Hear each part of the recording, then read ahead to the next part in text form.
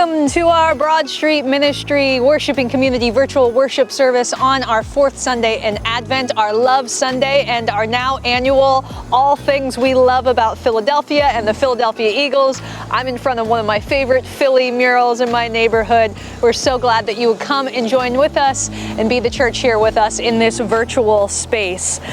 You can find a couple of helpful links below the YouTube live stream, including a link to the online bulletin where you can follow along with all of the music and all of the readings throughout the service. You should also know that we will be celebrating the practice of the Lord's Supper here later in worship, so you're invited to find some kind of bread, maybe something you love in your house, some kind of drink. Anything you have will be just perfect so you can join with us in this sacred practice. We like to kick things off here by reflecting on the worship question of the day. Our question today is, what's something that you love about Philly? What's something that you love about Philly? As we're getting closer to Christmas, something I love about Philly are the restaurants and bakeries and places that have been around for 50, 60, 70 years, like Stocks and Tacanelli's and Termini Brothers, and people's fierce commitment to those places. We are fiercely loyal here in Philadelphia. We love our old school places. I love that about Philly and finding those gems throughout the city. So what's something that you love about Philly? You're invited to reflect on your own and maybe write your answers in the chat. We'd love to hear your thoughts.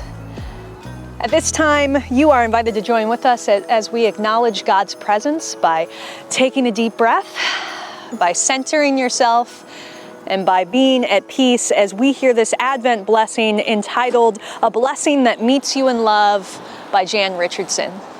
Let us worship God together, friends.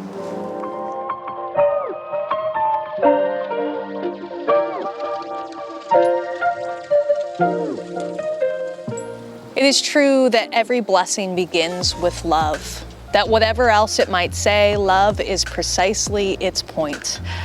But it should be noted that this blessing has come today especially to tell you it is crazy about you, that it has been in love with you for forever, that it has never not wanted to see your face, to go through this world in your company.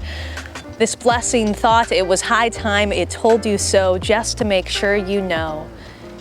If it has been shy in saying this, it has not been for any lack of wanting to.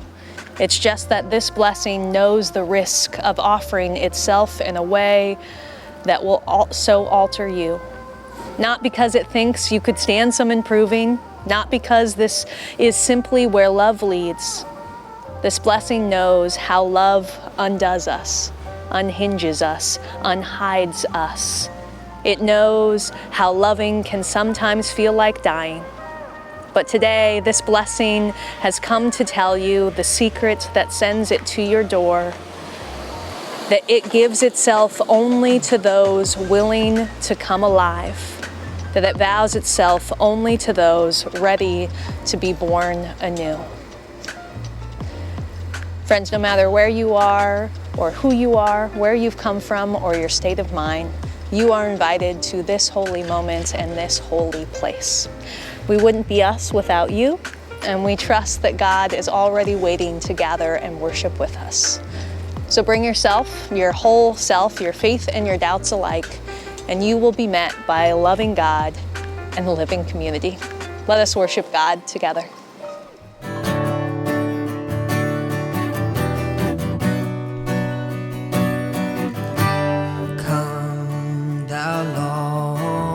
Expected Jesus, born to set thy people free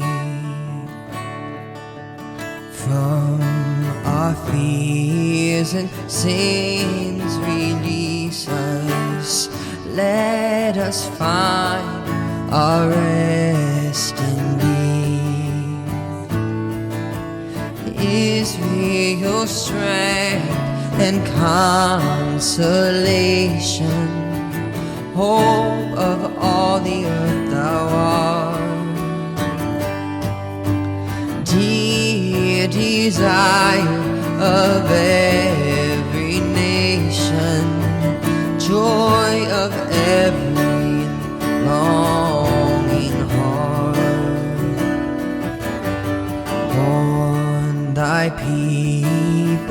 to deliver, born a child yet a king, born to reign in us forever. Now thy gracious kingdom reign. By thine own eternal Spirit, rule in all our hearts alone. By thine all sufficient merit, raise us to thy glorious throne. By thine all sufficient merit, raise us to thy glorious throne.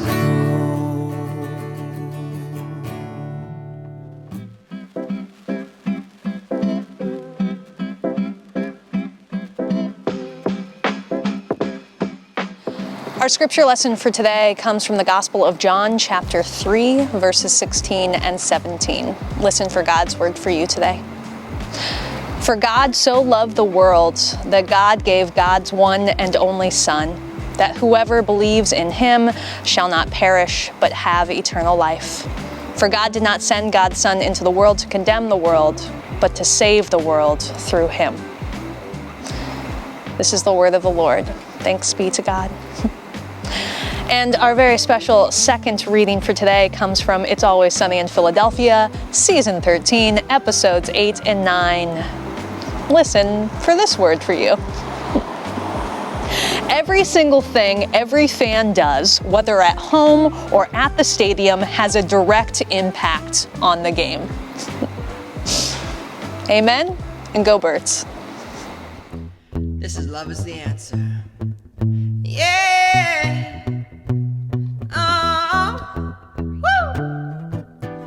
Broken hearts everywhere, from stepping on them we don't care. Somebody tell me what we gon' do. Even though it's plenty to share, people hungry on the streets, it ain't fair. But you don't think about it until it's you. Now I'm gonna say how I feel, and what I wanna say is love's the only thing that's real. And I won't tell you what to do. Just believe that love's the only thing we have that's true. 'Cause love is the answer. It's the answer to the questions in your mind. Oh, love is the answer. It's the answer. If you're looking, you will find. The answer is love. Yes, indeed. The answer is love. Say it The again. answer is love. I'll tell you The now. answer is love. Woo! Friends nowhere to be found to help you when you're down, but you know that you're the one to blame. You know what's wrong from what's right. Nobody wins in a fight, but still we play the game. Play the game, so I'm gonna say how I feel. And what I wanna say is love's the only thing that's real. I won't tell you what to do. Just believe that love's the only thing that's real and true. 'Cause love is the answer. It's the answer. It's the answer to the questions in your mind. Oh, love is the answer. It's the answer. If you're looking, it's the answer you're gonna find. One more time, I say love is the answer. It's the answer. It's the only thing that everybody needs. Oh, love is the answer. It's the answer. It's the only thing that truly makes us for real. The answer is love. Yes, The indeed. answer is love. Say it again, The answer is love. one more time. The answer is love.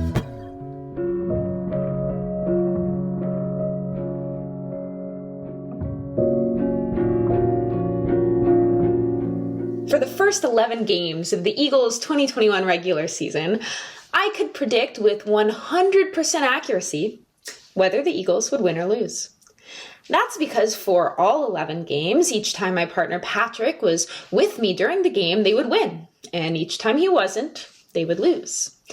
On days when he was with me, I would text my friends and family to let them know that the Birds were going to win today, and they did. Every time. That's a pretty significant good luck charm. So significant, in fact, that Patrick got pretty anxious on November 28th when we started losing against the Giants, even though he was standing right next to me.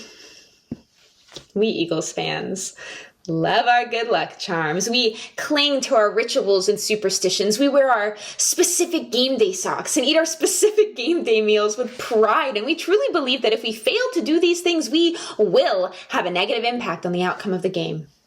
So when the clock ran out on November 28th and the scoreboard was not in our favor, despite a classic Eagles fourth quarter touchdown, Patrick was understandably upset. Had his luck run out? Was this a sign from the universe telling me his presence was no longer helping the team? Had he fully converted to being a bad luck charm? Even a jinx?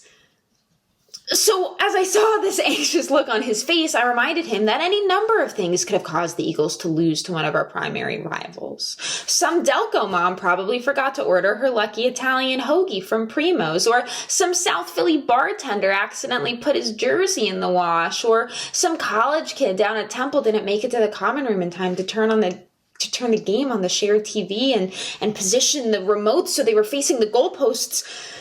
All things that absolutely could have affected the outcome of Sunday's game.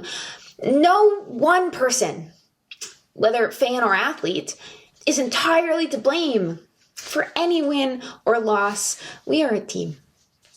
We make it to the end zone together or not at all.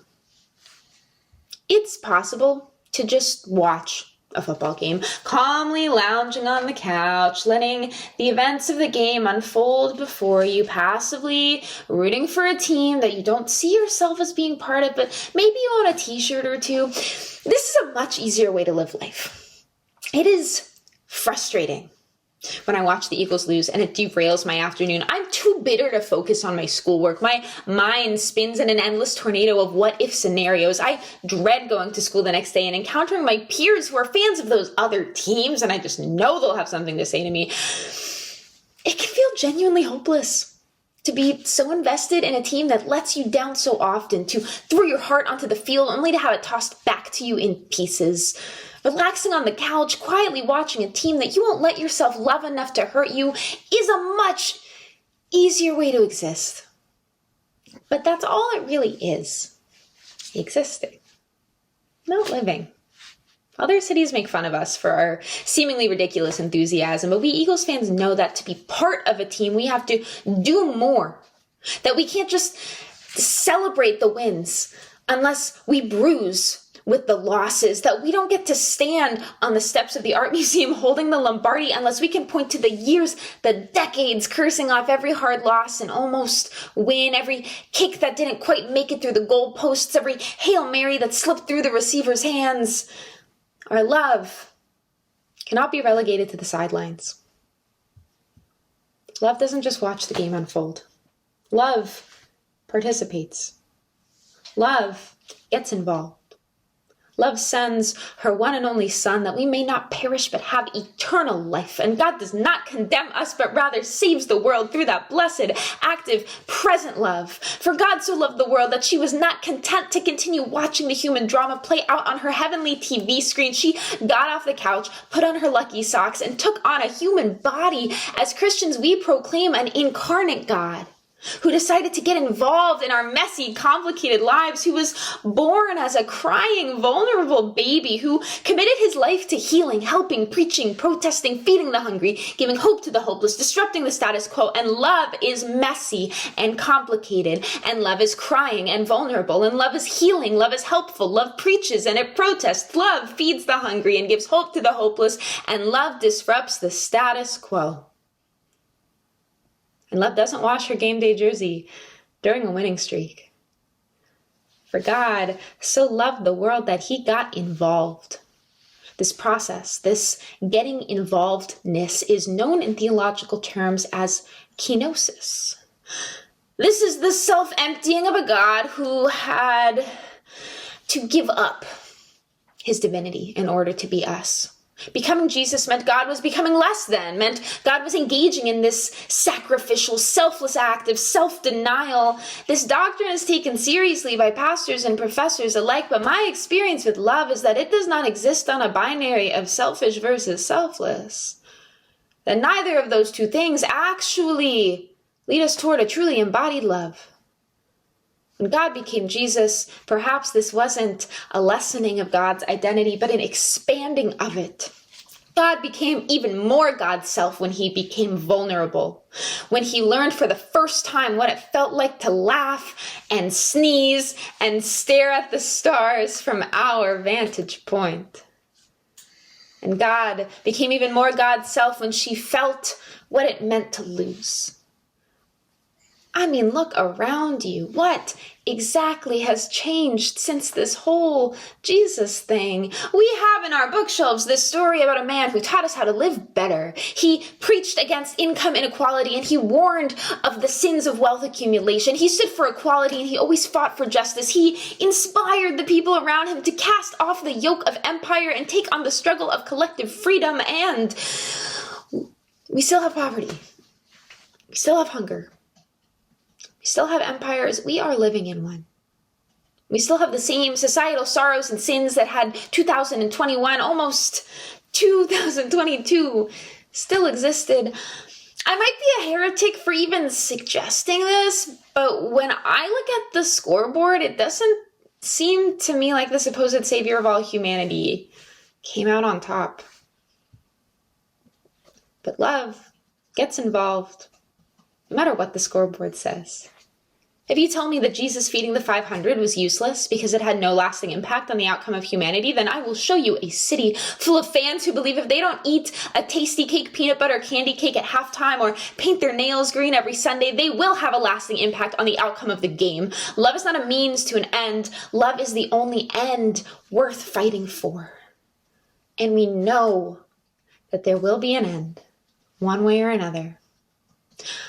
I love Christmas because at this stage in the story, Jesus is a baby, and the miracle is that God is here with us, and hope can be born anywhere. I also love Easter, but it's a bit more complicated because Jesus is an adult, and everyone becomes so concerned with what Jesus came here to do. What was the point of it all? What objective did he meet? This is a very capitalist eschatology, one that searches for a measurable goal that can be marked as a success or a failure. But I never leave a losing season feeling like a failure. Love doesn't fail, no matter what the scoreboard says. Christ came not to judge the world, but to save it. Despite what you may hear from the pulpits of hundreds of Sunday morning churches, our salvation is not personal. It is not individual. Life isn't about believing enough right things to save your soul from the fiery pits of hell. Life isn't about saving yourself from anything or for anyone or at the expense of other people. We are a team. We make it to the kingdom of heaven together or not at all. Christmas is the beginning of the Christian calendar. We are at the start of a new year. We are in the first quarter, and we get to decide what kind of game it's going to be. You can stay on your couch and keep yourself safe from heartbreak, but at what cost? You can laugh at your friends who believe their superstitious routines influence a game they may be miles away from, or you can embody the love of Christ and get involved in the story unfolding all around you. In some ways, it will make your life harder and more frustrating, busier and more complicated. But when it comes time to rush the field, your life will also be more joyful, more peaceful, more hopeful, more full than you could have ever imagined. For God so loved the world that God embodied that love. The good news of Christmas is that we can embody that love too. Amen. Go Birds.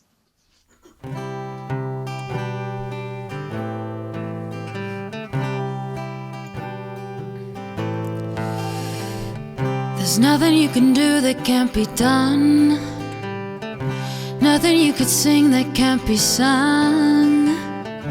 Nothing you could say, but you can learn how to play the game. It's easy. Nothing you can make that can't be made. No one you could save that can't be saved. Nothing you can do, but you can learn how to be you in time. It's easy. All you need is love. All you need is love.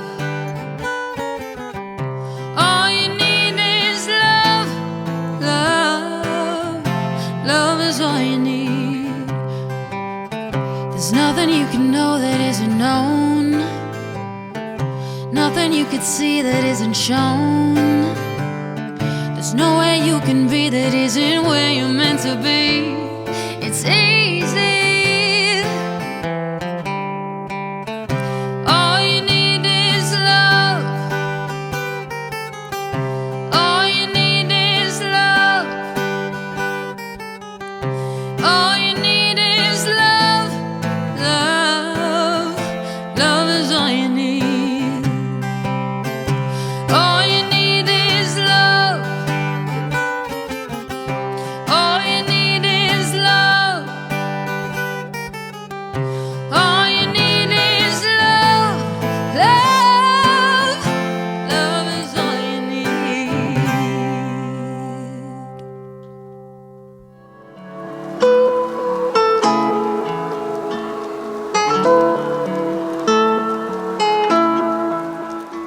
So this past week, a preeminent Black feminist scholar passed away, Bell Hooks, and she was someone who taught us about what the merger of white supremacy and patriarchy looks like. And she spent a lot of time educating the world, but one of the things she also wrote a lot about was love and how important and difficult it is to find love, to appreciate love as a Black woman in this country, in this time, and in this culture. And she wrote a whole book about love, but one of the things that sticks out to me about her writings about love is how love is about paying attention. She said, giving generously in romantic relationships and in all other bonds means recognizing when the other person needs our attention. Attention is an important resource. So just like Emma Clare's beautiful, now yearly sermon about love of Philadelphia and the Eagles, how we pay attention to those little details on game day, we come to this communion today recognizing that we are all deserving of that attention, that we are deserving not only of romantic loves, but of connections in all forms where we're reminded that we're deserving of attention, that our own person, that the details of and the needs of our souls are important. So friends, come to this table knowing that you are loved, knowing that you are deserving of attention, knowing that you are deserving of the things that you love in your life, and that there will always be a place for you here. Come. The Lord be with you, and also with you. Lift up your hearts. We lift them up to the Lord. Let us give thanks to the Lord our God. It is right to give God our thanks and praise. Let us pray.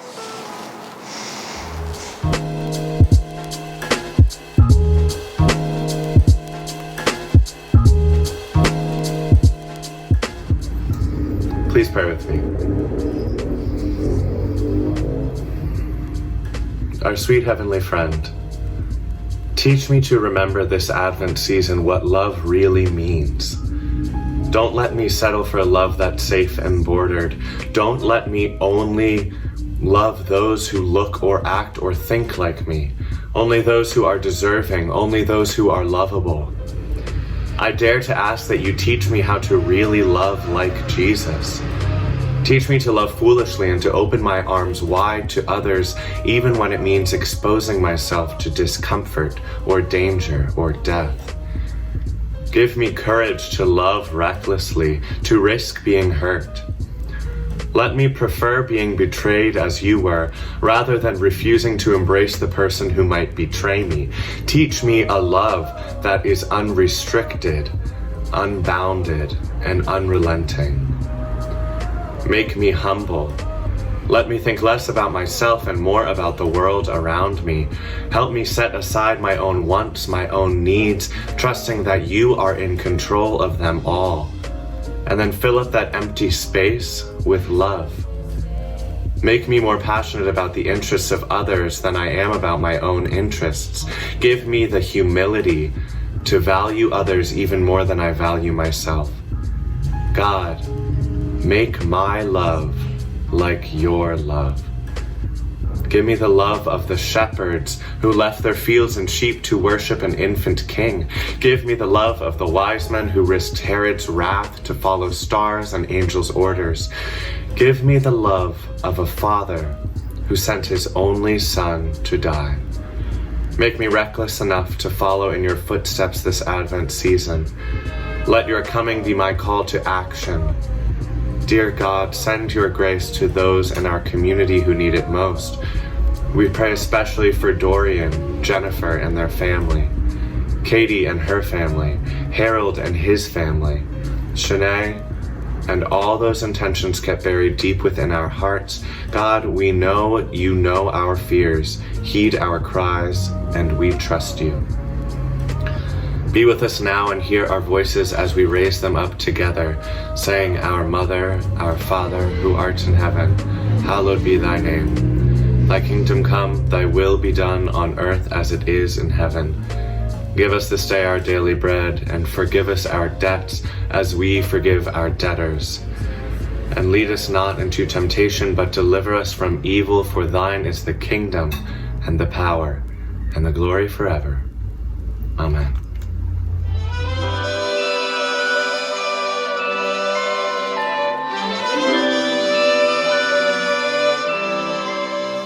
On the night Jesus was arrested, he gathered with his closest community in the world, and I'd like to think with some of the food and places he loved as well. At the end of the meal, he took bread, he blessed it, and he broke it, saying, This is my body, friends, broken for you. Every time you do this, remember me. In the same way, he took the cup, he blessed it, and he poured it out, saying, This is my blood, poured out for the forgiveness of every sin. Every time you do this, remember me.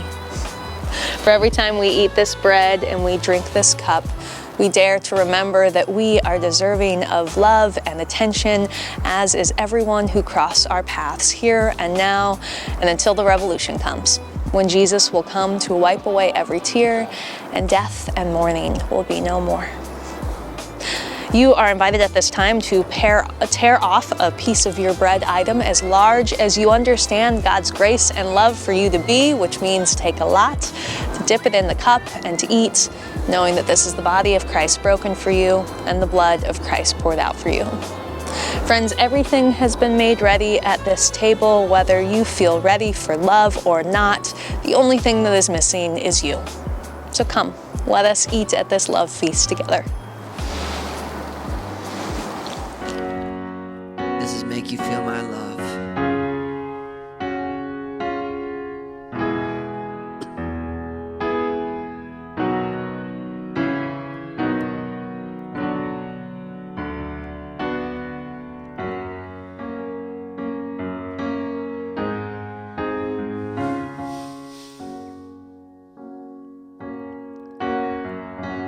When the rain is blowing in your face and the whole world is on your case, I could offer you a warm embrace to make you feel my love. When the evening shadows and the stars appear and there is no one there to dry your tears, I could hold you for 1,000,000 years to make you feel my love. I know you haven't made your mind up yet, but I would never do you wrong. I've known it from the moment that we met. No doubt in my mind where you belong. I'd go hungry, I'd go black and blue. I'd go crawling down the avenue. And no, there's nothing that I wouldn't do to make you feel my love. The storms are raging on the rolling sea, and on the highway of regret. The winds of change are blowing wide and free. You ain't seen nothing like me yet. I can make you happy, make your dreams come true.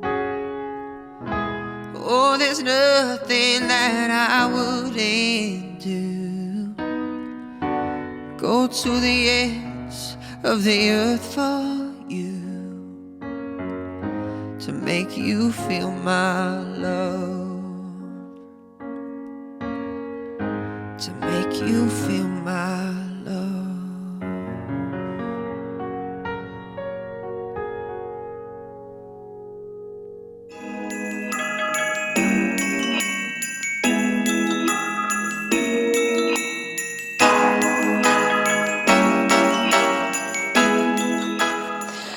We have a couple of quick announcements for you here this afternoon. The first of which is we would love to have you join us for our virtual Christmas Eve service this Friday at 5 p.m. here in our virtual space. We will not have an in-person service, but we'd love to have you join us as you are able. But we will be gathering the day after Christmas, Sunday, December 26th at 4 p.m. at Broad Street Ministry, 315 South Broad Street, to sing carols and join together. You're invited to come and join us. We ask that you be healthy and wear a mask as much as you are able to do that. But if you're not able to join us in person, we will be in this virtual space on the 26th as well. I also want you to take a look at our bulletin announcements, where you will find our upcoming schedule. We have plans to visit some other church services in Center City. We'd love to have you join us. Those are starting on Sunday, January 23rd at Old Pine Presbyterian, Arch Street Presbyterian, and also Beacon Church. We'd love to have you come with us as we find a new home for our community. So please check those out and put them on your calendar. At this time, we want to take a moment to remember that we all have something to offer. We all have love and ways that we can pay attention to one another. You can offer of yourself in this community by offering your prayers, by emailing them directly to me, trusting that there will be people praying for you in this community. My email is laura.coley@gmail.com. You can also offer of yourself by filling out the Google form below, telling us a little more about yourself and how you'd like to be connected with our community in this transition season. At this time, friends, your tithes and offerings will now be received. So the very good news of this day is that love is breaking into our world, showing us its attention and its willingness to do grand things for each and every one of us. As we strive to share this good news with others throughout this week, I want to charge you, friends, to go out into this day and to be of good courage, to hold fast unto all that is good, to render unto no one evil for evil. Strengthen the faint-hearted, support the weak, help the afflicted, and honor all of God's people, even as you love and serve the Lord. And may the grace of our Lord Jesus Christ, the love of God, and the sweet communion of the Holy Spirit be with you this day and every day. Amen. So we like to close things out here by doing this sacred ancient practice within Christianity, which is passing the peace of Christ. And I think about it on our Love Sunday in Advent, how we are in the city of brotherly love and sisterly affection, that part of our showing love is by showing up and by giving one another attention. So we're invited to do that now. You are invited to tell, type, or text, "The peace of Christ be with you," and you most assuredly will hear in response, and also with you. Friends, it was so wonderful to worship with you. We will see you here on Christmas Eve in this virtual space. Peace. We'll see you soon. Oh, holy night, the stars are brightly shining. It is the night of our dear Savior's birth. Long lay the world in sin and error pining, till he appeared and the soul felt its worth. A thrill of hope, the weary world rejoices, for yonder breaks a new and glorious morn. Fall on your knees, oh, hear the angel voices, oh, night divine,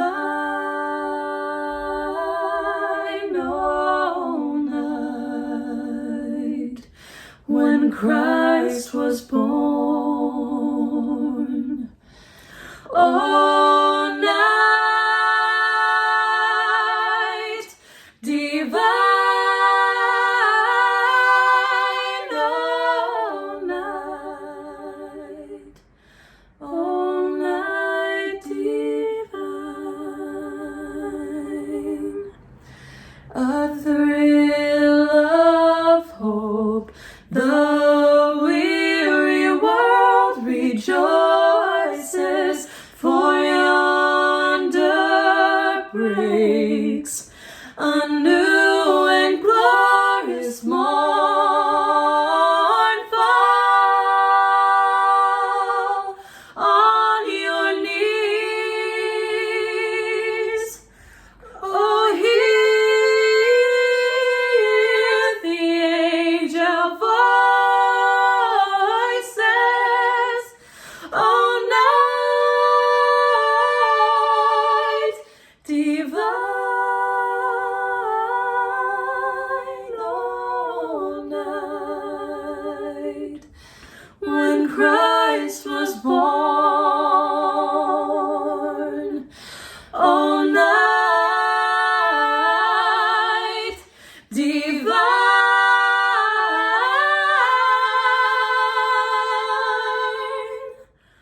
oh, night, oh, night divine.